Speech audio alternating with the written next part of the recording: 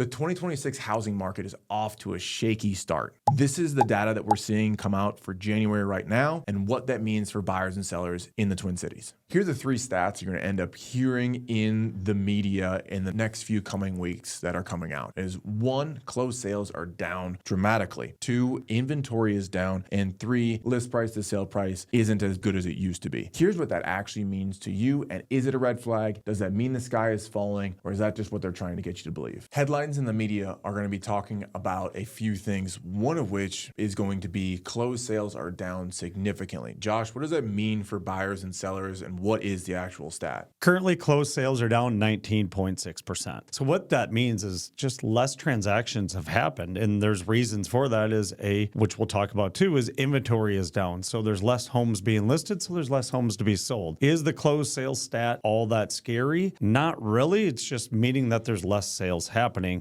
The one I'm more concerned about is the inventory. Inventory being as low as it is giving buyers less options. And right now, kind of what we're seeing with our team is our agents are busy, they're out there, but buyers aren't able to find the home that they're looking for. So it's kind of what that means to us is, sellers, be ready, get your home on the market as soon as you can, because you've got less competition right now, and there are active buyers out there in this market. Buyers right now, also, the homes that are sitting out there, buyers are able to negotiate a little bit more with the average list price to sales price is down. So the days of 105%, the seller putting their house on the market and getting 3, 5, 10% over list price with no inspections just isn't happening. Buyers are able to negotiate with some of the houses that are out there and get a little better deal. That's kind of what these stats right now are telling me. And I think we'll continue to see that as the spring market continues. I think the biggest thing when it comes to these January stats is you hear these red flags that sound like they're scary, but in reality, how much are they going to affect a seller and a buyer? Being that the closed sales are down 20%, just like real estate agents are selling less properties. When it comes to inventory being down, 10% of new listings, that's what, as far as inventory itself isn't as down as much, but when it comes to new listings are down significantly year over year. That's an important factor when it comes to buyers having optionality when it comes to what they're buying. But a lot of this is showing that there's a lot of pent-up demand. And notice that these numbers are based off of what was happening in December and November, because all the closed sales that happen in January are typically from everything that happened during December and November. And now, as far as working with clients and what our team was going through